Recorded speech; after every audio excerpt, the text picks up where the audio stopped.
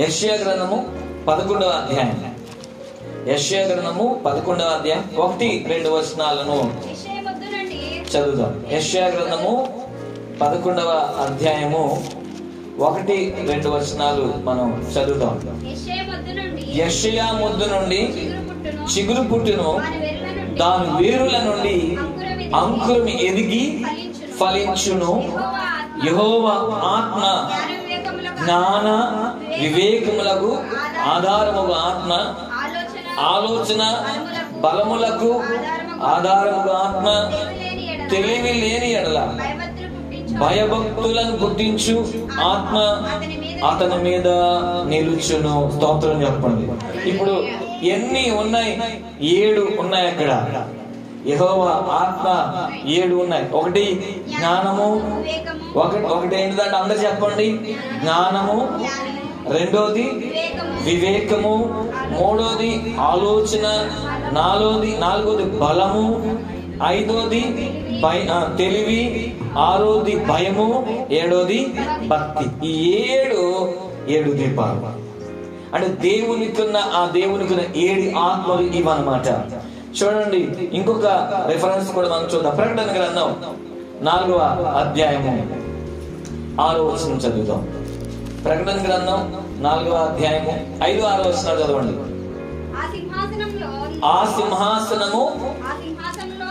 ఆ సింహాసనములో నుండి మెరుపులను ధ్వనులను ఉరుములను బయలుదేరుచున్నవి. మరియు ఆ సింహాసనం ఎదుట ఇక్కడ కూడా కనబడుతుంది 7 దీపములు ప్రజ్వలించుచున్నవి. అవి దేవుని 7 ఆత్మలు. అవి దేవుని 7 ఆత్మలు. రైట్. ప్రకటన గ్రంథం 5వ అధ్యాయం 6వ వచనం.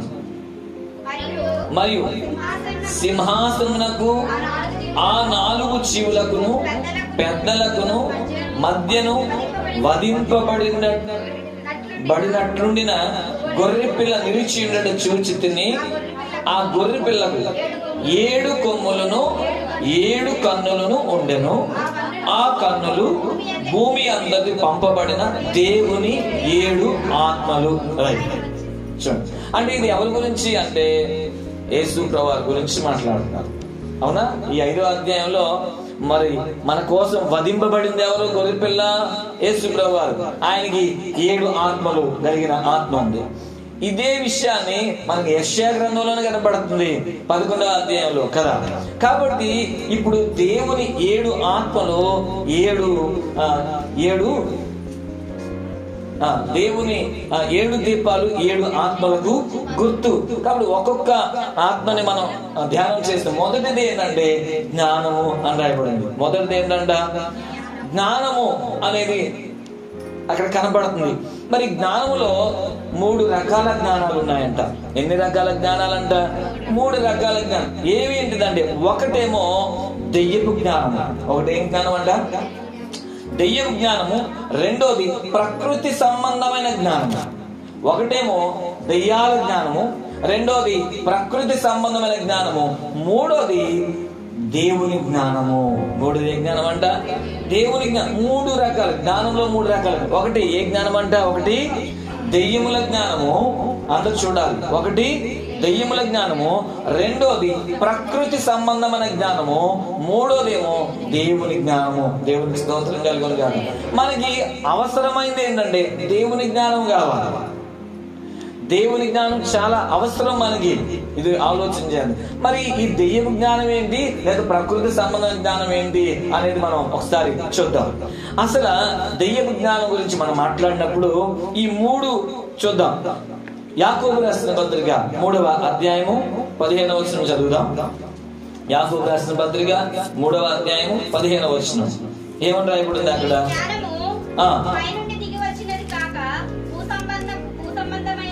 ఈ జ్ఞానము పైనుండి వచ్చినది కాక భూ సంబంధమైనది, ప్రకృతి సంబంధమైనది, దెయ్యముల జ్ఞానము వంటిది ఉన్నది. చూసారా? దేనికి సంబంధించిందంటే దెయ్యాల జ్ఞానం అది, అట్లాగే ప్రకృతి సంబంధమైన జ్ఞానం కూడా ఉంది లోకంలో. దాంతో పాటు దేవుని జ్ఞానం కూడా ఉంది. దాంతో పాటు ఏ జ్ఞానం ఉందంట? దాని కింద వచనాలు చదివితే కనపడుతుంది.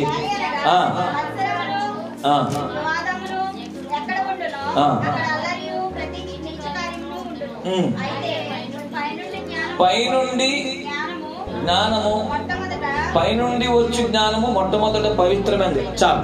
ఇప్పుడు పైనుండి వచ్చే జ్ఞానం దేవుని జ్ఞానం. మీకు అర్థమైందా? ఇప్పుడు మీకు కొంచెం అత్తుకుంటూ వదిలి పెట్టాలని అందుకే నిదానం చెప్తాను. జ్ఞానంలో ఎన్ని రకాలు? 7 రకాల. చెప్పండి గట్టిగా, ఎన్ని రకాలు? మొదటి జ్ఞానం ఏంటి? దైవ జ్ఞానం. రెండో జ్ఞానం ఏంటి? ప్రకృతి సంబంధమైన జ్ఞానం. మూడో జ్ఞానం ఏంటి? దేవుని జ్ఞానం. స్తోత్రం చెప్పండి. రైట్. ఇప్పుడు దెయ్య జ్ఞానం అంటే ఏంటని తెలియాలి మనకి. దెయ్య జ్ఞానం మనకు కావాలా వద్దని తెలియాలిగా. మరి 3 జ్ఞానాలు మనకు అవసరం. ఏ జ్ఞానం అవసరమో తెలియాలిగా మనకి. కాబట్టి దెయ్య జ్ఞానం అంటే ఏంటనేది మనం చూస్తే బైబిల్ గ్రంథంలో ద్వితీయోపదేశకాండం 18:11 చూస్తే ఆ దెయ్య జ్ఞానం ఏంటో తెలుసా? మాంత్రికులు ఉంటారు అక్కడ, కర్ణపిశాచులు ఉంటారు అక్కడ.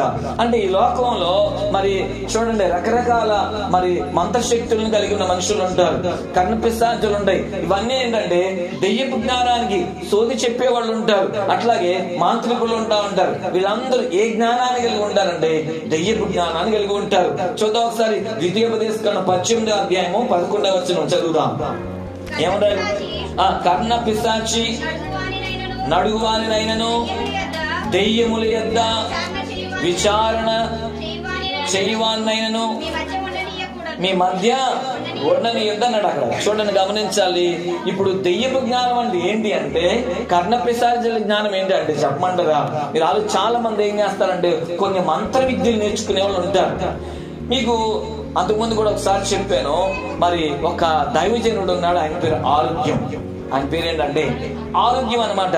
అయితే ఆయన ఒక రోజు ఏంటంటే ఒక కర్ణాటక ప్రాంతానికి వెళ్ళి అక్కడ పొలం పని చేసుకుందాం అని చెప్పేసి వెళ్తాడు ఆయన.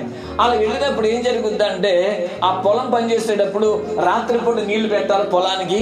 మరి 12 దాకా, 12 తర్వాత ఈయన వంతు వస్తుంది అనమాట. 12 తర్వాత ఈయన వంతు వస్తుంది దేనికి పెట్టుకోవడానికి?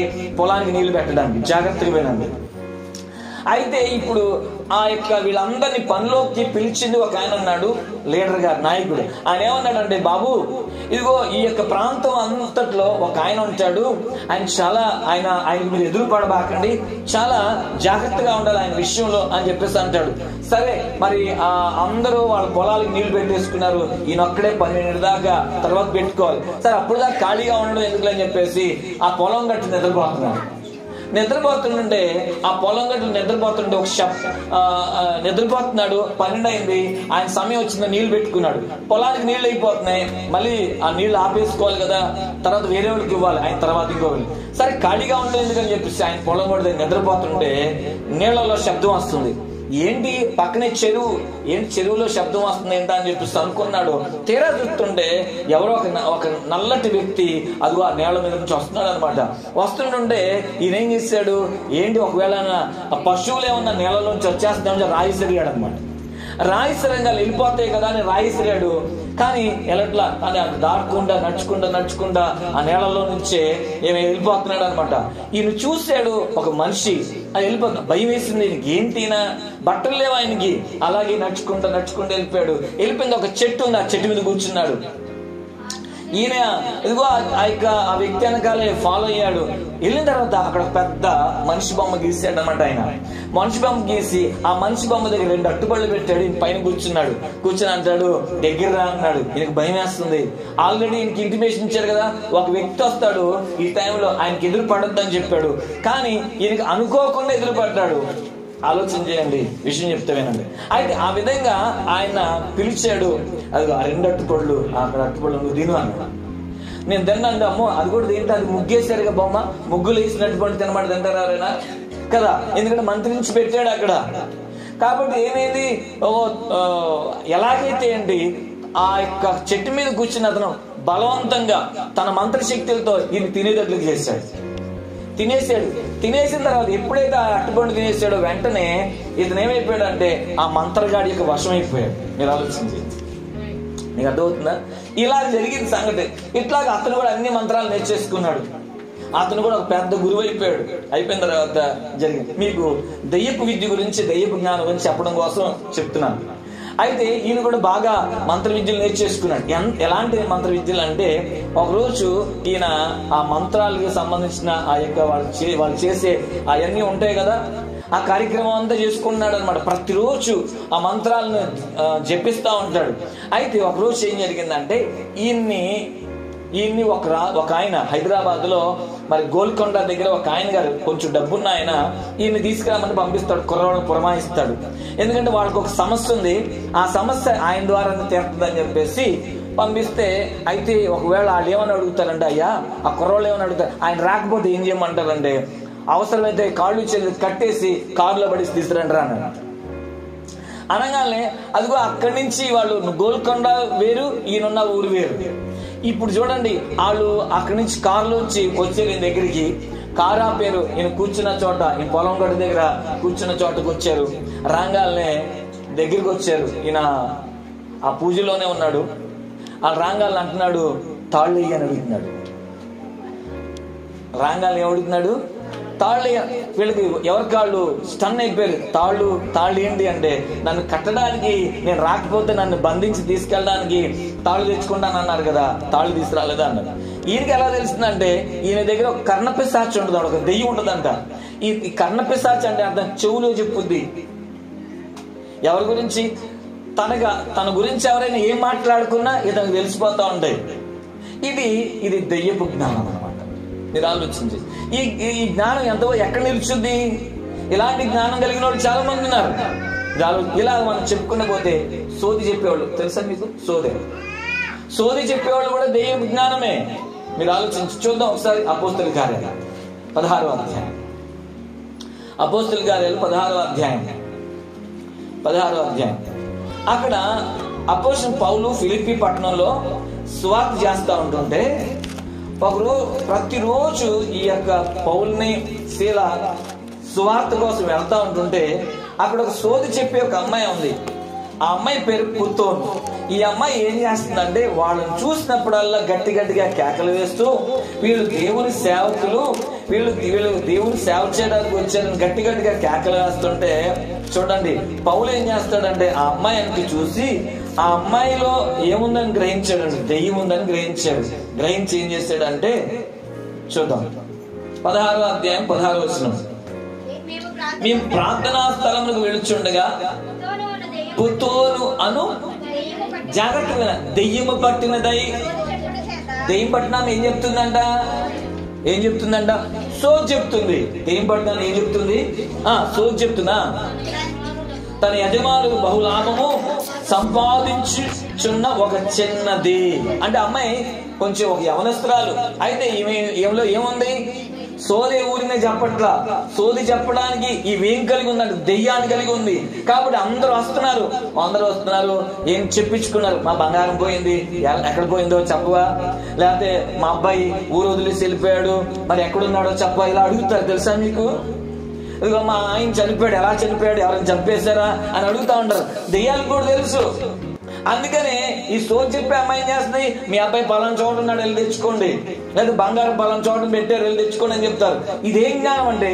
దెయ్య జ్ఞానం. ఇలాగ చాలా మంది దెయ్య జ్ఞానాలు కలిగిన వాళ్ళు ఉన్నారు. కానీ దేవుని ముందు ఆ జ్ఞానాన్ని పంచి స్తోత్రం చెప్పండి.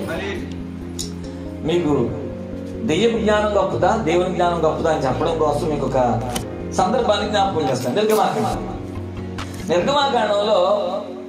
నిర్గమాకాండంలో మోషే ఎవరి దగ్గరికి వెళ్తాడంటే, ఫరో దగ్గరికి వెళ్తాడు.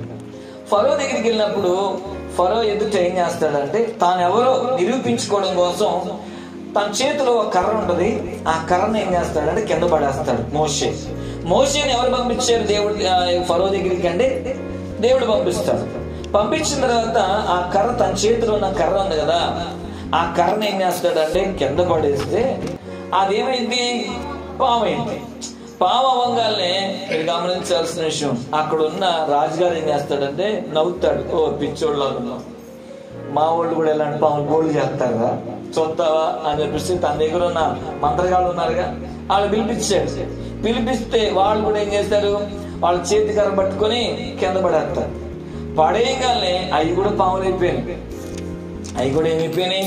పాములు అయిపోయినాయి. అయితే గమనించాల్సిన విషయం, మోషేకి ఒకవేళ ఆశ్చర్యం వేసి ఉండొచ్చు. అదేంటి, నేనేస్తే దేవుడు చెప్పాడుగా నీ కర్రపడి పామైంది అన్నాడు, పామైంది, వాళ్ళు కూడా పాములు చేశారేంటి, వాళ్ళ కర్రలు పడి పామే అనుకోవచ్చు. కానీ కొంతసేపు అయిన తర్వాత మోషే పడివేసిన కర్ర పడివేసిన పాము ఏం చేస్తుందంటే, మాంత్రికుల యొక్క కర్ర పడేస్తే పాములైన పాముల్ని ఈ ఒక్క పాము మింగేసింది. స్తోత్రం చెప్పండి.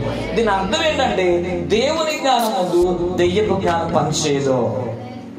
దేవుని జ్ఞానం ముందు దెయ్యపు జ్ఞానం ఏమవుదంట? పనిచేయదు. అందుకని గమనించే, ఏ జ్ఞానం గొప్పదంటే దేవుని జ్ఞానం గొప్పది. మనుషులు ఏం చేస్తారు? దెయ్యపు జ్ఞానాల మీద ఆధారపడతా ఉంటారు. అందుకే సోచి చెప్పించుకుంటా ఉంటారు కొంతమంది. అందుకే ఏం చెప్పించుకుంటారు? సోచి చెప్పించుకుంటా ఉంటారు. లేకపోతే అక్కడికి ఇక్కడికి వెళ్ళి అదిగో కర్ణ ప్రసాదులు వాళ్ళు ఉంటారు. అంటే దెయ్యపాత్మను కలిగిన వాళ్ళు ఉంటారు. వాళ్ళ దగ్గరికి వెళ్ళి వాళ్ళ గురించి, వాళ్ళ కుటుంబాల గురించి, వాళ్ళ యొక్క ఫ్యామిలీ గురించి అడుగుతా ఉంటారు. మీరు ఆలోచన చేయండి, అదంతా కూడా ఏ జ్ఞానం అంట? దెయ్యపు జ్ఞానం. కానీ ఒక రోజు ఆ జ్ఞానము నశిస్తుంది. మీరు ఆలోచన, ఈ ఆరోగ్యం ఉన్నాడు కదా, జాగ్రత్త వినండి. ఇందాక చెప్పే మంత్రగాడు, ఈ ఆరోగ్యమైన ఆయన ఎక్కడో గోల్కొండలో ఇతని గురించి మాట్లాడుతుండే చెప్పగలిగాడే. ఆయనకు ఒక రోజు ఏమేం తెలుసా? ముక్కుల్లోంచి చెవుల్లోంచి చీము రావడం స్టార్ట్ అయింది. ఎందుకు స్టార్ట్ అయిందంటే, ఆయన ఉన్న చోటే ఆ పక్కన గ్రౌండ్ లో మీటింగ్ జరుగుతుంది. ఆ మీటింగ్ లో ఒక మంత్రగాడు రక్షింపబడ్డాడు, బాప్తిసం తీసుకున్నాడు, దేవుని కుమారుడు అయ్యాడు. ఆయన సాక్ష్యం చెప్తున్నాడు, నేను కూడా ఒక మంత్రగాడిని, దేవుడు నన్ను పట్టుకున్నాడు, రక్షించాడు. ఇక్కడ కూర్చుని ఈ ఆరోగ్యం ఏమన్నాడంటే, ఏంటి ఆయన ఏం చెప్తున్నాడు? మంత్రాల కన్నా దేవుని శక్తి గొప్పదా అని ఏం చేస్తున్నాడండి? ఈయన ఆలోచిస్తూ తన కర్ణ పిశాచిని పిలిచాడు. పిలిచి, ఏంటి అతను చెప్తున్న సాక్ష్యం ఏంటి యేసు ప్రభు గొప్పోడా మంత్రాల కన్నా అంటే? ఆ దెయ్యం ఏం చెప్పిందంటే, నిజమే, యేసు క్రీస్తు గొప్పోడు. స్తోత్రం చెప్పండి. అయితే ఈయన ఏం చేశాడంటే, అక్కడున్న పాస్టర్లను బంధించాలని, తన మంత్రాలు ఉపయోగించాలని ప్రయత్నం చేశాడు. కానీ చివరికి ఏమైందంటే, ఈయనే నష్టపోయి తనలో ఉన్న ఆ యొక్క బలహీనతలు ప్రారంభించబడ్డాయి. శరీరం లోపల కుళ్ళిపోవడం ప్రారంభించబడింది. ముక్కులోంచి చీమి రక్తం రావడం, చెవు నుంచి వస్తుందన్నమాట. తన మంత్రాలు ఏం పనిచేయట్లా, ఏం తగ్గట్లా. ఇలా ఉండగా చెట్టకేలకు చివరికి అతను ప్రభువుని అంగీకరించాడు, స్వస్థత పొందాడు, గొప్ప సేవ చేస్తున్నాడు. ఆ సాక్ష్యం ఇప్పుడు మీ ముందు పెట్టాను నేను. స్తోత్రం చెప్పండి. కాబట్టి ఆలోచించి, దయ్యపు జ్ఞానము ఎప్పటికీ నిలబడదు. ఎవరైనా ఒకవేళ దెయ్య జ్ఞానం ఆధారం చేసుకొని కొంతకాలం డబ్బు సంపాదించవచ్చు, కానీ అది ఎంతకాలం నిలబడదు గమనించాలి. కొంతకాలం అయిన తర్వాత ఆ దెయ్యపు జ్ఞానమే ఆ మనిషిని ఎక్కడ తీసుకెళ్ళింది? మరణానికి తీసుకెళ్ళిపోయింది. మీరు ఆలోచన చేయండి. అందుకని దెయ్యపు జ్ఞానం మీద మనం కలిగి ఉండకూడదు. ఆ దెయ్యపు జ్ఞానం దగ్గరికి వెళ్ళి మన గురించి చెప్పించుకోకూడదు. అది కూడా నీ జీవితం నష్టాన్ని కలిగేస్తాయి. ఆ దెయ్యాలు మన ఇంట్లోకి వస్తాయి. మీరు ఆలోచన చేయండి, అర్థం చేసుకోవాలి. ఒకరోజు నా చిన్నప్పుడు మేము ఒక ఇంట్లో అతుకుంటే చాలా మంది, కొంతమంది అందరికి చేతులు ఇచ్చేస్తారు. చూడండి నా జాతకం చూడండి, నేను మా అబ్బాయికి పెళ్ళి, లేకపోతే నేను పెళ్లి కావాల్సిన అమ్మాయిలు అనుకో, నాకు ఎలాంటి భర్త వస్తాడు చెప్పించుకుంటారు. తెలుసా, జ్యోతిష్ని చెప్పించుకుంటారు. ఎలాంటి భర్త వస్తాడు, లేకపోతే మా పిల్లల పరిస్థితి ఏంటి, బాగా చదువుతారా, ఇవన్నీ గురించి చెప్పించుకుంటా ఉంటారు. అట్లాగే ఒక ఆమె ఏం చేస్తుందంటే, ఒక అతనికి ఇలాగే, అతను బొడబొక్కలు అతను అనుకుంటా, మరి వచ్చాడు. వచ్చిన తర్వాత మొత్తానికి ఆయన ఈ దైవ జ్ఞానం సంబంధించిన అతనే వస్తే ఈమె చేయించింది అతనికి. ఈమె చాలా వయసులో ఉన్నాను, చాలా అందంగా ఉంటుంది ఈమె. ఎప్పుడైతే చేయించిందో అతను ఏం చేశాడు, మీద మనసు పడ్డాడు. పడిన తర్వాత వెళ్ళిపోయి ఏం చేశాడు, దెయ్యాన్ని పంపించాడు. ఎవరి కోసం? ఆ కోసం. ఆ దెయ్యాలు పిలుస్తే కిటికీ దగ్గరికి వచ్చి రా రా రా రా అని.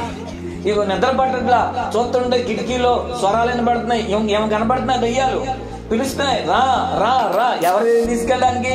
అదిగో ఆ మాంత్రికుడి దగ్గర తీసుకెళ్ళాలి. చూడ, ఆలోచన చేయండి, చాలా భయంకరం. అందుకే జాగ్రత్త. అందుకనే మనం ఆలోచన చేయాలి. ఎవరికి పడితే చేతులు ఇవ్వకూడదు, ఎవరితో పడితే వాళ్ళతో మనం మన సంగతులు చెప్పకూడదు కూడా. నువ్వు ఎవరితో చెప్పుకోవాలి? దేవునితోనే చెప్పుకుంటే చాలు. దేవునికి స్తోత్రం కలిగింది అంతే. రైట్, మంచిది. ఇది దైవ జ్ఞానం. రెండోది ప్రకృతి సంబంధమైన జ్ఞానం. మొదటి జ్ఞానం అంట, రెండో జ్ఞానం ఏంటి? ప్రకృతి సంబంధమైన జ్ఞానం. ఇదేంటి ప్రకృతి సంబంధమైన జ్ఞానం అంటే? ఏంటి అంటే, ఇప్పుడు ఈ కన్స్ట్రక్షన్స్ అన్ని ఉన్నాయి కదా, ఈ కన్స్ట్రక్షన్స్, బిల్డింగ్లు కట్టుకోవడం, ఇలాంటి ఇంజనీరింగ్ సంబంధించి అని ఏంటి, ప్రకృతి సంబంధమైన జ్ఞానం. ఇది లోకానికి సంబంధించింది. ఇది దేనికి సంబంధించింది? లోకానికి సంబంధించింది. ఇదిగో దీన్ని తయారు చేయడానికి కూడా జ్ఞానం అవసరం. నువ్వు కూర్చున్న చైర్ తయారు చేయడానికి జ్ఞానం, నువ్వు కూర్చున్న పట్టాన్ని తయారు చేయడానికి జ్ఞానం అవసరం. ఇదిగో దాన్ని నిర్మించడం జ్ఞానం, ప్రతి దానికి, ఇదిగో దీనికి ప్రతి దానికి జ్ఞానం అవసరమే. దీన్ని ఏమన్నారంటే, ఇప్పుడు మనం వేసుకున్న బట్టలు ఉన్నాయి కదా, మరి ఇది చేయడానికి కూడా జ్ఞానం కావాలిగా. దీన్ని ఏమన్నారంటే ప్రకృతి సంబంధమైన జ్ఞానం అన్నారు. ఇదే జ్ఞానం అంట, ప్రకృతి సంబంధం. వాస్తవానికి ప్రకృతి సంబంధమైన జ్ఞానాన్ని కూడా దేవుడే ఇచ్చాడు. కానీ అదే దేవుడు అనుకోకూడదు, అదే దేవుని యొక్క సంబంధించిన అనుకోకూడదు. మీరు ఆలోచన చేయాల్సిన విషయం అంటే ప్రకృతి సంబంధించిన జ్ఞానం ఉండదు ఈ లోకంలో. అదే ఆధారం కాదు, అదే దేవుడు కాదు, అదే ఆధారం కాదు. ఇది ఆలోచన చాలా మంది. ఎందుకంటే ఈ ప్రకృతి సంబంధమైన జ్ఞానం కలిగిన వాళ్ళు ఎవరిని నమ్మరు? దేవుడిని నమ్మరు, దేవుడు ఉన్నాడని నమ్మరు. ఎందుకనంటే వాళ్ళు ఏమంటారంటే సృష్టి దానంతటికి అదే వచ్చిందని చెప్తారు, కానీ వీళ్ళు దేవుడి మీద నమ్మకం పెట్టుకోరాడు. ఎందుకంటే వీళ్ళని సైంటిస్టులు ఉంటారు చాలా మంది. సైంటిస్టులు చాలా మంది ఎలా ఉంటారంటే దేవుడు లేడని చెప్తారు. ఎందుకంటే వాళ్ళకి ఏ జ్ఞానం ఉండదు, ప్రకృతి సంబంధించిన జ్ఞానం ఉండదు. కాబట్టి వాళ్ళు ఎవరిని నమ్మరంటే దేవుడిని నమ్మరాడు. దేవుడు లేదు అంటారు, దెయ్యము లేదు అంటారు. అందుకే అలాంటి వాళ్ళ గురించి బైబిల్ ఏం చెప్పింది చెప్పమంటారా? చూద్దాం ఒకసారి. కీర్తన గ్రంథం 14వ కీర్తన 14వ కీర్తన మొదటి చరణం చదవండి. ఏమని రాయబడింది అక్కడ? 14వ కీర్తన మొదటి చరణం. దేవుడు లేడని బుద్ధిహీనులు తమ హృదయములో అనుకుంటారంట. ఏమంటారంట? దేవుడు లేడని బుద్ధిహీనులు ఎక్కడ అనుకుంటారంట? తమ హృదయంలో అనుకుంటారంట. మీరు ఆలోచన. ఎందుకంటే వీళ్ళకి దేవుని మీద ఆధారపడి, వీళ్ళు దేవుని మీద ఆధారపడరంట, దేవుని మీద ఆధారపడరు. మీరు చూడండి, ప్రకృతి సంబంధమైన జ్ఞానం ఎంత పనిచేస్తుంది అంటే చాలా ప్రమాదాన్ని కూడా దారితీస్తుంది. అందుకనే ఒక ఆయన ఉన్నాడు, డార్విన్. తెలుసా మీకు డార్విన్ అంటే ఈయన జీవ పరిణామ శాస్త్రవేత్త అంటారు. ఈ డార్విన్ ఏమి ప్రజలకి ఒక సమాచారం చెప్పాడంటే, మనిషి ఎక్కడి నుంచి వచ్చాడు తెలుసా? కోతి నుండి వచ్చాడంట. ఎక్కడి నుంచి వచ్చాడంట? కోతి నుండి పుట్టాడంట. ఈ డార్విన్ ఒక రోజు ఆఫ్రికా ప్రాంతానికి వెళ్తే, ఆఫ్రికన్స్ కొంచెం మడిని పైకి లేపి నడుస్తారు. మడేమో 2 మడాలు ఉంటాయి కదా, అవి లేపి నడుస్తారు అనమాట. వాళ్ళ యొక్క ఫేసులు కానీ అవన్నీ కూడా ఎలా ఉంటాయంటే కోతి రూపంలో కనపడతా ఉంటాయి, కొంచెం దగ్గర కనబడతా ఉంటాయి. అయితే ఈ డార్విన్ ఏం చేశాడంటే ఆఫ్రికన్స్ చూశాడు. ఆ అడవి ప్రాంతంలో ఉన్న ఆ యొక్క ఏప్ అనే కోతులు ఉంటాయి. ఏం కోతులు అయ్యి? ఏప్ అంటే ఖచ్చితంగా మనిషిలాగే ఉంటాయి. కాబట్టి ఈయన ఏమో నిర్ధారణ చేశాడంటే, మనిషిని దేవుడు పుట్టించలా, మనిషి ఎలా వచ్చాడంటే ఏ కోతి నుండి వచ్చాడు అని నిర్ధారణ చేసి ప్రచారం చేసి, అతను ఎవరో కాదు, క్రైస్తవుడే. అంటే వాళ్ళ ఫ్యామిలీ బ్యాక్గ్రౌండ్ అంతా క్రిస్టియానిటీయే, కానీ ఇతను యేసుక్రీస్తుని అంగీకరించలేదు. ఎందుకంటే ఒక నాస్తికత్వాన్ని ప్రజలకు పంచాడు అనమాట. అందుకనే ఇప్పుడు వరకు ఆ పుస్తకాల్లో కూడా ఏం చేస్తారంటే ఇదిగో డార్విన్ సిద్ధాంతాన్ని చెప్తూ ఉంటారు. మనిషిని దేవుడు పుట్టించలా, మనిషి ఎక్కడి నుంచి వచ్చాడంట? కోతి నుండి వచ్చాడని. మీరు ఆలోచించండి. కానీ ఇదే డార్విన్ చివరి టయాలు ఇతను చనిపోయే టైంలో యేసుక్రీస్తుని అంగీకరించాడు. స్తోత్రం చెప్పండి. ఎందుకంటే ప్రకృతి సంబంధమైన జ్ఞానం కూడా పనికిరాలేదు ఆయనకి. ఎందుకంటే ఒక రోజు ఏం జరిగిందంటే, ఆయన ఉన్న ప్రాంతంలోనే పెద్ద మీటింగ్ పెట్టారు. ఒక పాస్టర్ గారు లేడీ పెద్ద మీటింగ్ పెట్టినప్పుడు ఆ ప్రాంతం అంతా కూడా ఎలా ఉంటుందంటే భయంకరమైన వ్యభిచారులు ఎక్కువ ఉన్నారు ఆ ప్రాంతంలో, తాగుబోతులు ఎక్కువ ఉన్నారు ఆ ప్రాంతంలో. అయితే ఈ మీటింగ్ పెట్టిన తర్వాత ఏం జరిగిందంటే చూడండి, ఒక 3 days కొన్ని డేస్ జరిగిన ఆ మీటింగ్స్ వల్ల ఏమైందంటే యేసుక్రీస్తు గురించి ప్రకటించడం ద్వారా అక్కడున్న తాగుబోతులు మార్చబడ్డారు. ఆ మీటింగ్ అటెండ్ అయిన వాళ్ళు ఆ తాగుబోతులు మార్చబడ్డారు, వ్యభిచారులు మార్చబడ్డారు, దొంగలు మార్చబడిన తర్వాత ఈ డార్విన్ ఆశ్చర్యం వేస్తుంది. ఏంటిది? ప్రకృతి సంబంధమైన జ్ఞానం కన్నా దేవుని జ్ఞానం గొప్పది. స్తోత్రం చెప్పండి. అందుకని ఏం చెప్పాడంటే, అతను మరణ పడక మీద ఉన్నప్పుడు అతని దగ్గరికి ఒక దైవజనుడు వచ్చి మాట్లాడుతున్నాడు. డార్విన్ ఇప్పటికే నువ్వు తెలుసుకో, యేసు ప్రభు గొప్పోడు, నేను పుట్టించింది ఆయనే అని తెలుసుకో. ఎందుకంటే ఆయన ఒక లెటర్ రాశాడు ఎవరికంటే ఆ పాస్టర్ గారికి. అమ్మా, మీరు పెట్టిన మీటింగ్ ద్వారా ఇక్కడున్న దొంగలు, వ్యభిచారులు, తాగుబోతులు మార్చబడ్డారు అని మాట్లాడాడు. ఆ విధంగా ఆయన కమ్యూనికేషన్ అనేది జరిగింది. అప్పుడు ఆయన వాళ్ళు వచ్చి మాట్లాడారు. ఏంటో చివరి క్షణాల్లో ఉన్నాడు. అప్పుడు డార్విన్తో మాట్లాడినప్పుడు అప్పుడు ఆయన కూడా ఒప్పుకున్నాడు, నిజమే, నేను నా అజ్ఞాన దశని బట్టి నేను మనుషులకి ఒక చెడు సమాచారాన్ని అందించా. మనిషి కోతిలో వచ్చాడని చెప్పాను. కాదు, మనిషిని ఎవరు పుట్టించారంటే దేవుడు. ఎందుకంటే మనిషి యొక్క బుద్ధిని ఎవరు మార్చగలుగుతారు? దేవుడు ఒక్కడే. ఆయన పుట్టించాడు కాబట్టి మనిషి బుద్ధిని, మనిషి స్వభావాన్ని ఆయన తర్వాతే ఆయనే మార్చగలుగుతాడు. కానీ ఒక మనిషి ఇంకొక మనిషిని మార్చలేడు. ఒక జంతువు ఇంకొక జంతువుని మార్చలేదు. ఒక పశువు ఇంకొక పశువుని మార్చలేదు. ఒకవేళ కోతి నుండి ఒకవేళ మనిషి వస్తే ఈ మనిషి తర్వాత ఇంకొక జనరేషన్ లో ఇంకొక రూపం దాల్చాలి. కానీ మనిషి తర్వాత కోతిగా ఇప్పుడు మారలేదే, లేదా ఇంకొక జంతువుగా మారలేదే, ఇంకొక పశువుగా మారలేదే. అలా ఒకవేళ నిజంగా కోతి నుండే మనిషి వస్తే ఈ మనిషి ఇంకొక రూపం రావాలి. కానీ అలా జరగలేదుగా. మీరు ఆలోచన చేయండి, అర్థం చేసుకోవాలి. మరి కోతి నుండి కోతులే పుడుతున్నాయిగా. ఆలోచన.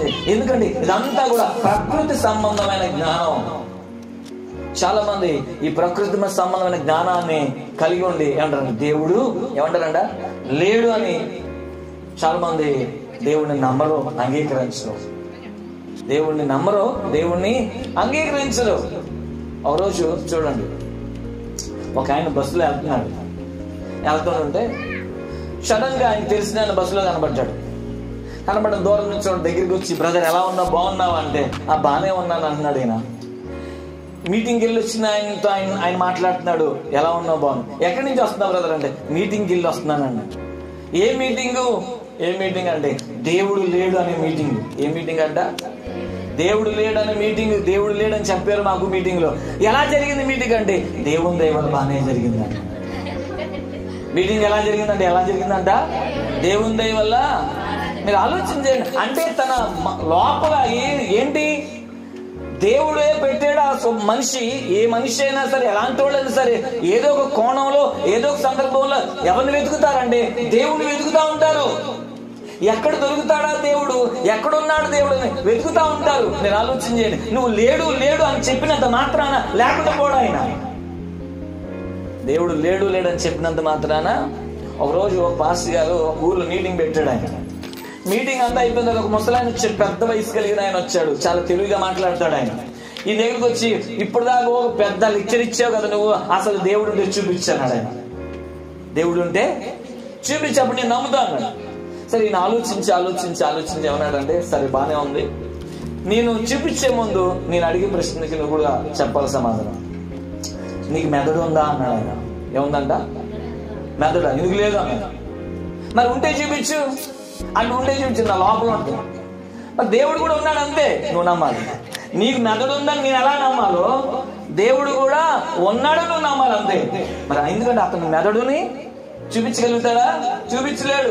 మనం దేవుడిగా ఎలా చూపించలేమో, ఒక వ్యక్తి కూడా తన మెదడుగా ఉన్నట్టు చూపించలేడు. మీరు ఆలోచన చేయాల్సిన విషయం, అర్థం చేసుకోవాలి. కాబట్టి దేవుడు ఎందుకు లేడు? ఉండడానికి రుజువు లేదు తెలుసా? సూర్యుడు ఎక్కడి నుంచి వచ్చాడు, చంద్రుడు ఎక్కడి నుంచి వచ్చాడు, ఈ భూమి ఎక్కడి నుంచి వచ్చింది, ఈ విశ్వంలో ఉన్న వృక్ష జలాలు, జంతు జలాలు, జీవరాశులు ఎక్కడి నుంచి వచ్చినాయి, ఎవరు తయారు చేశారు, ఎవరు పుట్టించారు అంటే మనుషులు ఎవరు చేయలా, మనుషులు ఎవరు పుట్టించలా. మనిషిని కూడా దేవుడు పుట్టించాడు. సృష్టిని యావత్తు కూడా దేవుడు సృష్టించాడు. దేవునికి స్తోత్రం చెప్పండి. కాబట్టి ఈరోజు ప్రకృతి సంబంధమైన జ్ఞానం ఏం చేస్తుందంటే, దేవుడు లేడని నాస్తికత్వాన్ని ప్రకటిస్తూ ఉంటారు చాలా మంది. కానీ ఆలోచన చేయాల్సిన విషయం, ఎంతో మంది నాస్తికులు కూడా ప్రభువుని అంగీకరించిన వాళ్ళు ఉన్నారు. ఒక ఆయన నేను చెప్పేసి ముందుకు వెళ్తాను. ఇదే ఒక ఆయన పేరు ప్రకాశం గారి ఏదో పేరు ఉంది, ఆయన పేరు. ఆయన కూడా ఇట్లాగే దేవుడు లేడు అని చెప్పేసి అన్న వాదన కలిగిన ఆయన ఒక పుస్తకం రాయాలనుకున్నాడు. దేని గురించి అంటే, అసలు దేవుడు లేడు, అసలు యేసుక్రీస్తు లేడు అని చెప్పడానికి పుస్తకం రాయాలి. అసలు యేసుక్రీస్తు దేవుడు కాదు అని నిరూపిద్దామని బైబిల్ చదువుతున్నాడు. ఏమి నిరూపిద్దామనంట? దేవుడు లేడు, యేసుక్రీస్తు లేడు అని నిరూపిద్దామని బైబిల్ చదువుతున్నాడు ఆయన. బైబిల్ చదివిన తర్వాత బైబిల్ అంతా పూర్తి అయిపోయింది. ఆయన ఏ పుస్తకం రాశాడు తెలుసా? ఆయన పుస్తకంలో టైటిల్ పెట్టుకున్నాడు, హూ మూవ్ ద స్టోన్. అంటే ఎవరు ఆ రాతిని దొర్లించారు, ఎవరు ఆ రాతిని దొర్లించారు. అంటే యేసుక్రీస్తు సమాధి చేయబడిన తర్వాత ఆ సమాధిని ఆయన ఎవరు దొర్లించారు? ఎందుకంటే అది సీల్ వేయబడింది, ఎవరు దొర్లించడానికి అవకాశాలు లేవు. ఆలోచించండి, దాని గురించి ఆలోచిస్తున్నాడు. ఆలోచిస్తూ ఏం చేశాడంటే ఖచ్చితంగా దేవుడు ఉన్నాడని నిరూపించాడు. స్తోత్రం చెప్పండి.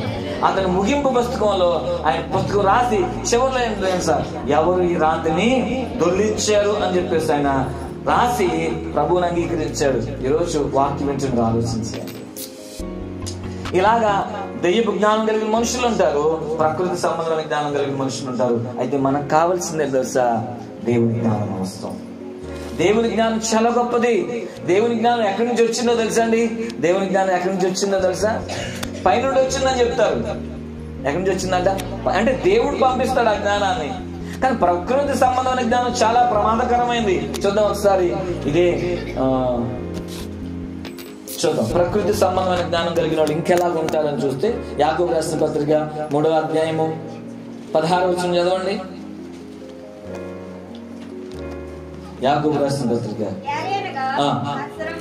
మత్సరమును ఏంటంట?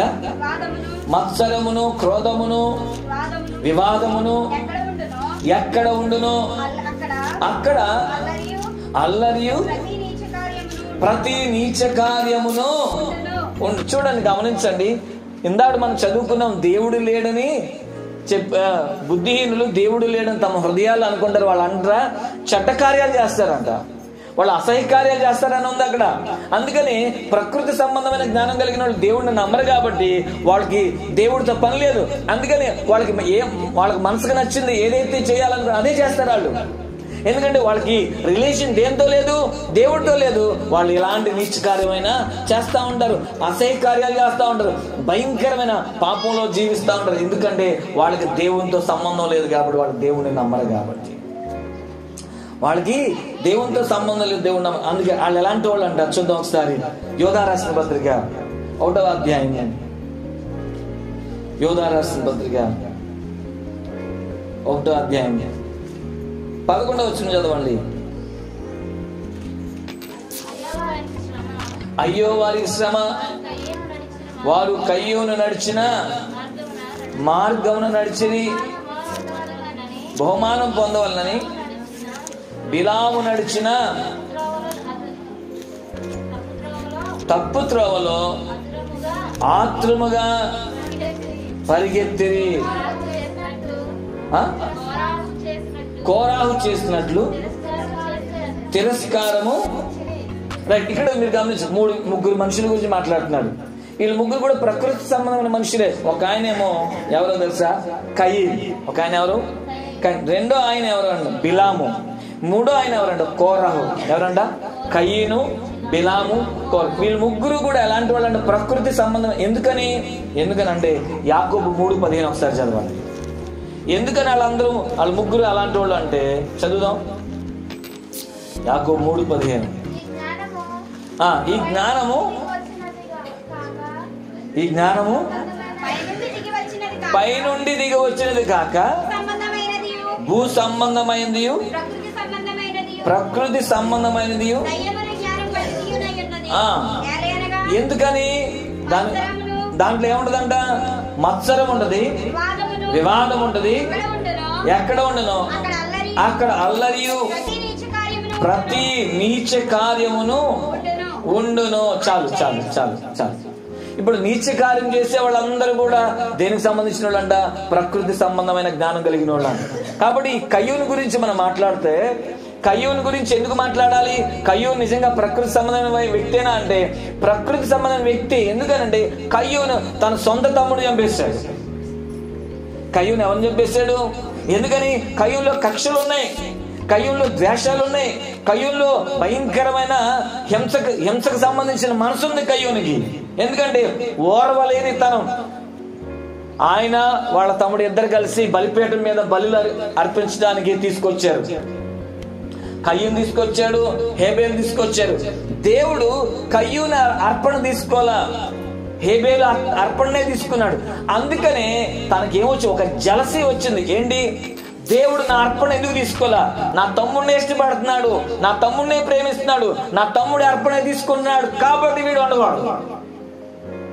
కాబట్టి చూడండి ఎలా ఉంటుంది. కొంతమందికి జలసీ ఉంటుంది, జలసీ ఉంటుంది. నేను నిన్న మన చర్చ్ మెంబర్ అమూల్యకి డెలివరీ అయిపోయింది. మగ పిల్లోడు వచ్చాడు, వెళ్ళి చూసాం. వాళ్ళ అమ్మమ్మ ఉంది అక్కడ. వాళ్ళ అమ్మమ్మ ఏమంటుందంటే, నేను అడిగా మీ వెళ్తాం వీళ్ళ అన్నయ్య వచ్చాడా చూడండి. వచ్చాడు కానీ చూడలేదంట. వచ్చాడు కానీ ఎందుకు చూడలేదంటే ఆడికేమో చెల్లి కావాలి, కానీ అక్కడ తమ్ముడు పుట్టాడు. అలిగాడు, అసలు ఆడితో మాట్లాడను నేను అంటున్నాడంట. నాకు వద్దు తమ్ముడు అంటున్నాడు. మీకు అర్థమవుతుందా? ఏంటంటే తర్వాత ఈయన ప్రేమించదేమోనని తమ్ముడే ప్రేమిస్తారన్న మనసు ఉందంట ఆడికి. మీరు ఆలోచించండి. విజయవాడలో కూడా 2 అన్నదమ్ములు ఉన్నారు. చిన్నప్పుడు పెద్దోడు పుట్టగానే వాళ్ళ తాతయ్య గ్రాండ్ గా అన్ని ఫంక్షన్స్ చక్కగా బర్త్డేస్ చేశాడు. చిన్నోడు పుట్టిన తర్వాత ఈ పార్టీలన్నీ ఆగిపోయినాయి. ఆ చిన్నోడిని ఏమంటాడు, అరే నువ్వు ఎప్పుడైతే పుట్టావో అసలు నన్ను ఎవరు సరిగ్గా పట్టించుకోవట్లేదురా. ఏంటిది? ఇది జలసీ వచ్చేస్తుంది. ఒక ఇంట్లో 2 అన్నదమ్ములు ఉన్నారనుకోండి, ఏం జరుగుద్ది? అన్నయ్యకి ఏమొస్తుంది తెలుసా? జలసీ. ఎందుకంటే తమ్ముడు బాగా ప్రేమిస్తే అన్నయ్యకి ఏమొస్తుంది? జలసీ వస్తుంది. ఇక్కడ కూడా అదే జరుగుతుంది. అక్కడ చూడండి, అన్నకి జలసీ వచ్చింది. దేని గురించి జలసీ వచ్చింది? తండ్రి దేవుడు అన్నయ్య యొక్క అర్పణను ఏం చేయాలా? తీసుకోవాలా? తమ్ముడు యొక్క అర్పణ. ఎందుకంటే వీడు ఎలాంటి వాడు తెలుసా? జలసీ కలిగినోడు. తన హృదయం అంతా కూడా చెడిపోయింది, అందుకే తీసుకోవట్లే దేవుడు. నీ మనసు బాగుంటే దేవుడు ఎందుకు తీసుకోడు? బైబిల్ గ్రంథంలో ఏమనుందంటే చూడండి, హెబ్రీయులకు రాసిన పత్రికలో 11వ అధ్యాయంలో కయ్యూని కంటే హేబేలు అంట శ్రేష్టమైన బలిని ఇచ్చాడని ఉంది. అక్కడ కయ్యూని కంటే హేబేలు ఎలాంటి బలి ఇచ్చాడంట చూసారా? మరి నీ మనసు ఎలా ఉండో దాన్ని బట్టే దేవుడు కూడా చూస్తూ ఉంటాడు. ఆలోచన చేయాల్సిన విషయం. అందుకని దేవుడు చాలా మరి ఆ విషయంలో మరి గమనించాలి. చూద్దాం ఒకసారి బైబిల్ గ్రంథంలో ఇంకొక మాట మనకు కనపడతా ఉంటుంది. చూద్దాం. యోహాను రాసిన మొదటి పత్రిక 3వ అధ్యాయము 12. నిజంగా అలాగే ఉన్నాడా అని తెలియాలి మనకి. యోహాను రాసిన మొదటి పత్రిక 3:12. తన సహోదరుణ్ణి ద్వేషించువాడు ఎలాంటోడంట? ఏ నరహంతకుని యందును నిత్య జీవం ఉండదని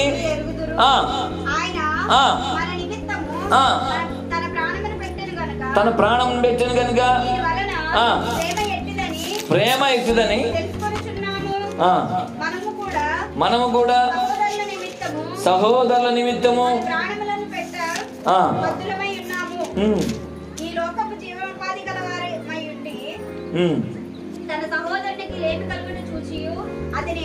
నువ్వు 12 చదవట్లా, ఏదో చదువుతున్నావు. 12 అన్నా నేను. మనము కయ్యూను వంటి వారమై ఉండరాదు అని మాట్లాడు. ఎందుకు ఉండకూడదు కయ్యూనులాగా? కారణం ఏంటి? వాడు దుష్టుని సంబంధి అయి తన సహోదరుణ్ణి సొంత తమ్ముడిని చంపాడు. ఎందుకు చంపాడు? చదవండి. వాడు అతన్ని ఎందుకు చంపాను? తన క్రియలు చెడ్డవియు తన సహోదరుని క్రియలు నీతి గలవై ఉండెను. చూసారా? వాళ్ళ తమ్ముడి క్రియలు ఎలాగున్నాయంట? నీతిగా ఉన్నాయని చెప్పేశాడంట. వాళ్ళ తమ్ముడు మంచోడు, నీతిగా ఉన్నాడు, పరిశుద్ధంగా ఉన్నాడని వీడికి ఎలా ఉందో జలసీ వస్తుంది. మీరు ఆలోచన చేయండి. యోసేపుని కూడా వాళ్ళ అన్నయ్యలు చంపడానికి చూశారు. బైబిల్లో యోసేపుని వాళ్ళ అన్నయ్యలు ఎందుకు చంపడానికి చూశారు తెలుసా? వాళ్ళ తమ్ముడు యోసేపు ఏం చేసేవాడు అంటే వాళ్ళ అన్నయ్యలు చేసే ప్రతి చెడ్డ పనులు తీసుకొచ్చి వాళ్ళ నాన్నకి చెప్పేవాడు అనమాట. అందుకే వాళ్ళ అన్నయ్యలకి ఇదిగో యోసేపు అంటే పడేది కాదు. ఎందుకంటే వాళ్ళ చెడ్డ సమాచారం అంతా తీసుకొచ్చి వాళ్ళ నాన్నకి చెప్తుండే, వాళ్ళ చెడుతనాన్ని తీసుకొచ్చి వాళ్ళ నాన్నకి వీడు మాత్రం వాడితో కలవట్ల, వీడు ప్రత్యేకంగా ఉంటున్నాడు, వీడు చాలా జాగ్రత్తగా ఉన్నాడు, ఏది పడితే అది మాట్లాడు, ఎవరితో పడితే వాళ్ళతో వెళ్ళడాడు. ఎందుకంటే తను దేవుడికి భయపడుతూ పరిశుద్ధతను కాపాడుతున్నాడు. కానీ వాళ్ళ అన్నయ్యలు అలా ఉండట్లా. అందుకే వాళ్ళకి జలసీ. ఎందుకనంటే వీడుంటే మనల్ని మన నాన్న పట్టించుకోవట్లా, వీడుంటే మనల్ని మన నాన్న తిడుతున్నాడు పద్దాక, కాబట్టి వీడు ఉండకూడదు. చూసారా ఎంత భయంకరం? జలసీ చాలా ప్రమాదం, అసూయ చాలా ప్రమాదం. అంటే ప్రకృతి సంబంధమైన వాళ్ళు ఎలాంటి వాళ్ళు జలసీ కలిగి ఉంటారనమాట. కాబట్టి ఈరోజు వాక్యం ఇచ్చిన మీరు ఆలోచన చేయాల్సిన విషయం అర్థం చేసుకోవాలి. మనుషులు కాదు మనల్ని ప్రేమించేది, దేవుడు ప్రేమించాలి. హల్లెలూయా. తల్లి ప్రేమించిన, తండ్రి ప్రేమించిన, ప్రభు నిన్ను ప్రేమించాలని కోరుకోవాలి. ఆ ప్రేమే గొప్పది, ఆ ప్రేమే నిలబడుతుంది. అందుకని ఆయన ఏమన్నాడు, తల్లి అయినా మర్చుద్ది, తండ్రి అయినా విడిచిపెడదు, కానీ నేను నిన్ను మరువను ఎడబాయనన్నాడు ఆయన. ఇది గమనించుకోవాలి. అందుకని మనుషుల ప్రేమ ఎలాంటిదంట, కొంచెమే. మనుషుల ప్రేమ ఎలాంటిదంట, కొంచెమే. కానీ అది స్వార్థంతో ఉండదంట మనుషుల ప్రేమ. అది లంచంతో ఉండదంట మనుషుల ప్రేమ. దేంతో ఉండదంట, లంచం. ఎందుకని లంచంతో ఎందుకు ఉండదు మనుషుల ప్రేమ? నువ్వేమైనా పెడితే నిన్ను బాగా ప్రేమిస్తారు వాళ్ళు. నువ్వు ఒకవేళ ఏం పెట్టట్లేదు అనుకో, వాళ్ళు అడిగినప్పుడల్లా నువ్వు వాళ్ళకి సహాయం చేయట్లేదు అనుకో, నేను ఎలా ఉంటారు వాళ్ళు, దూరంగా ఉంటారు. నువ్వు అడిగినప్పుడల్లా అప్పు ఇవ్వాలి వాళ్ళకి, నువ్వు అడిగినప్పుడల్లా వాళ్ళకి అన్నం పెట్టాలి, నువ్వు అడిగినప్పుడల్లా వాళ్ళకి సహాయం చేయాలి, నువ్వు అడిగినప్పుడల్లా వాళ్ళకి నువ్వు సపోర్ట్గా ఉంటేనే నిన్ను ప్రేమిస్తారు. ఒకవేళ నువ్వు ఏ రోజైతే ముఖం పక్కకు తిప్పేవా, అప్పటి నుంచి వాళ్ళు ఏం చేస్తారంటే, చూసావా నన్ను ప్రేమించడం మానేసింది, మొన్నటిదాకా బాగానే ఇచ్చింది, ఇప్పుడు చూసా ఎంత కొవ్వు పెరిగిందో, అందుకనే బాగా డబ్బు ఎక్కువైంది కాబట్టి నాతో మాట్లాడట్లా, మొన్నటిదా బాగానే ఉండేది, బాగానే నాకు సహాయం చేసేది, ఇప్పుడు చేయట్లా. ఇలాంటి వాళ్ళు అనమాట. ఏమండి, సామర్థ్యం కొలిది మనం సహాయం చేస్తాం, సామర్థ్యం లేనప్పుడు సైలెంట్గా ఉంటాం. సైలెంట్గా ఉన్నంత మాత్రాన మనకు గర్వం పెరిగిందా, కొవ్వు పట్టిందా? మీరు ఆలోచించారు. మనుషులు ఎలా ఉంటారంటే అవసరానికి వాడుకుంటారు, తర్వాత ఏం చేస్తారు, వదిలేస్తారు. అందుకని మనుషుల ప్రేమ దేంతో సంబంధం, లంచంతో కూడిందంట. మనుషుల ప్రేమ దేంతో ఉంది, లంచంతో. చీమలు రావాలంటే బెల్లం ఎలా వేయాలో నువ్వు కూడా అంతే. లేకపోతే నీ చుట్టూరు నీ బంధువులు ఉండరు, నీ చుట్టూరు నీ స్నేహితులు ఉండరు. నిన్ను వాడుకొని నీ అవసరం తీరిపోయిన తర్వాత ఒకరోజు నువ్వు ఒంటరి అయిపోతావే, అప్పుడు నీ వైపు కూడా చూడతావు. కానీ అందుకని నువ్వు మనుషుల ప్రేమ చూడబాక దేవుడు ప్రేమించాలనుకో. స్తోత్రం చెప్పండి. కయ్యూను ఎలాంటి వాడు అంటే ప్రకృతి సంబంధమైన వాడు కాబట్టి దేవుడు వాడిని ప్రేమిస్తుంటే తట్టుకోలేక వాడిని చంపేస్తాడు. కయ్యూను అలాంటి వాడు కాబట్టి ఈరోజు గమనించాడు. కయ్యూనులో అసూయలు ఉన్నాయి, కలహాలు ఉన్నాయి. కయ్యూనులో దేవుని ఆత్మ లేదు, దేవుని ఆత్మను అంగీకరించడు కయ్యూను. ఈరోజు వాక్యం వింటే మీరు మనం ఆలోచన చేయాల్సిన విషయం. అందుకే ప్రకృతి సంబంధమైన జ్ఞానము చాలా ప్రమాదం. అలాగే బిలాం ఎలాంటి వాడు తెలుసండి, ఇతను కూడా ప్రకృతి సంబంధమైన వాడే. ఎందుకని బిలాము ప్రకృతి సంబంధమైన వాడు అంటే, ఒకరోజు బిలాం ఎవరో కాదు, ఒక ప్రవక్త. మళ్ళీ ఒక ప్రవక్త మంచిగా ప్రార్థన చేసుకుంటాడు, దేవుడు మాట్లాడతాడు అతనితో. కానీ అతను ఏం చేశాడు, ప్రకృతి సంబంధమైన మనిషి మారిపోయాడు. కొంతమంది ప్రారంభంలో బాగుంటారు, కొన్ని పరిస్థితులు బట్టి మారిపోతారు. ఏమంటారు, అరే మొన్నటిదా బాగానే ఉన్నాడు రా, ఏం బుద్ధి పట్టిందో ఇలా తయారయ్యాడు అంటారు. మొన్నటిదా బాగానే ఉండేవాడు, కానీ ఎందుకు ఇలాంటి ఈ మాయ రోగం వచ్చింది వీడికి అనుకుంటారు. దానికి కారణం కూడా ఉంది. చూడండి, ఈ బిలాం కూడా అంతే, చాలా బాగుండేవాడు. ఒకరోజు ఏం జరిగిందంటే బిలాము ప్రార్థన చేసుకున్నాడు తన దగ్గర. అయితే ఒక మోయాబు ప్రాంతం నుంచి కొంతమంది పెద్దలు వచ్చారు బిలాం దగ్గరికి. వచ్చి ఏమని అడుగుతారంటే బిలాంని, అయ్యా మా రాజుగారు మీ దగ్గర పంపించారు మమ్మల్ని, తూర్పు నుంచి ఇజ్రాయెల్ దేశం నుంచి కొంతమంది ప్రజలు వస్తున్నారు, ఐగుప్తు నుంచి కొంతమంది ప్రజలు వస్తున్నారు, మా దేశం మీద నుంచి వెళ్తున్నారు, వాళ్ళు చాలా ప్రమాదకరమైన మనుషులు. అయితే వాళ్ళని నువ్వు శపించాలి. ఎందుకంటే బిలాము శపిస్తే శాపం వస్తుంది, బిలాము ఆశీర్వదిస్తే ఆశీర్వాదాలు వస్తాయి.